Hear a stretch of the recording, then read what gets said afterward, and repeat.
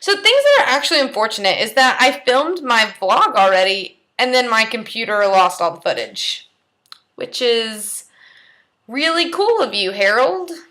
Really glad you did that. Random Austria fact number 1. This may not be an Austrian thing. This could be an everywhere thing. But I was sending some postcards and some letters today, as one does. And I had bought some stamps, which are beautiful, of the Kunsthaus in Vienna. And I was going to put them on my letters. And I was like, Birgit, who is my host mom, I was like, how do I use these? Do I tape them? What do I do to these stamps to get them to be on the thing? Because in America, when you use stamps, you peel them, and so they're sticky. So I asked, and she kind of laughed at me. She was like, you lick them. And I was like, oh, see, we lick envelopes, and we peel stamps. We don't lick our stamps. But maybe some we do. I've never done that. So that was fine. I now know how to stamp my things. If you want a postcard or a letter, I have lots of time and lots of stamps. So you should just private message me your address, and then we will shop that. And then you'll have a letter and a stamp licked by me. So that's really exciting.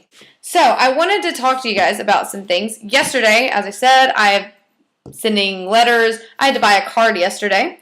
And so I was in a bookstore, and I just happened upon this book, The Fault in Our Stars by John Green, which I saw in English, which is not a thing here. I guess Talia has a little bit of an English section, but I'm never really in there. So anyways, I was so excited because it's really hard to find English books in normal bookstores that aren't giant. So naturally, I bought it, and it's been less than 24 hours, and I finished it. Yeah, I really like John Green. A lot of people told me to read the book when it came out, and that I heard a lot of great things about it, but I just didn't. But the only other book I've read by John Green is Looking for Alaska, which is recommended to me by Evan Bell. So thanks. You actually let me borrow your book. You're pretty cool. Anyways, so yeah. So now I think I'm just gonna read the rest of them. I have a Nook, so because there's no way I'm gonna find his other books in English. We have a very small English section here, so I'm gonna Nook my other books, and it rhymed. And yeah, but other things I'm also currently reading. Third Lord of the Rings book. I'm only this far into it. This far. I still have this much left. No spoilers, because I don't know what happens. I watched the films like 8 years ago, but I don't remember them at all. So no spoilers, really, because I would be very mad at you, because I don't know what happens.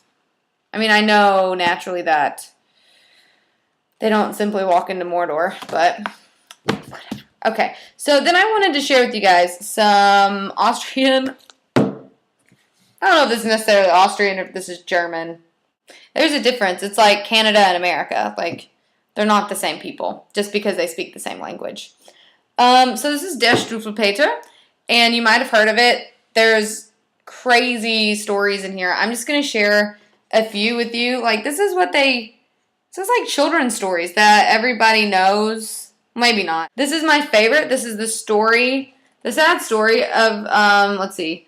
The sad story with the lighter. Ta-da.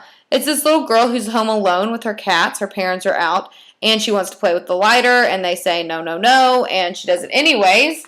And then she catches on fire, and then the cats cry over her ashes. And that's how the story ends.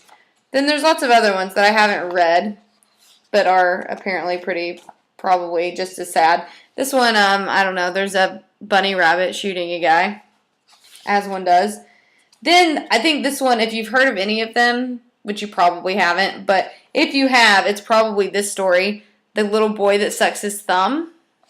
He sucks his thumb so much, and then they cut his thumb off, so he doesn't suck his thumb anymore. Like, look, like, wouldn't that be terrifying as a child? Maybe. I don't know.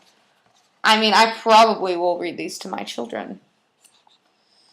Anyways, this is about a little boy who doesn't eat his soup, and then he dies because he doesn't eat his soup. So, moral of the story, eat your soup.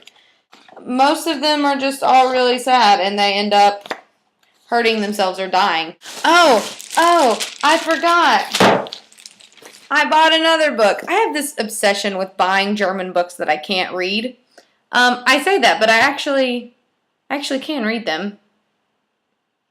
A little bit, at least. Anyways, this is Diary of a Wimpy Kid, but in German, which is wonderful because German, in the language of German, you write normally you write stories in a different tense than people do in speaking. And so in reading books, it's not necessarily super helpful with all the things you would need in speaking German because it's not the same. But this book, since it's written as a journal, diary, it's written as if he's speaking, which is absolutely wonderful. And I can understand it, which is amazing. And so I'm super, super excited.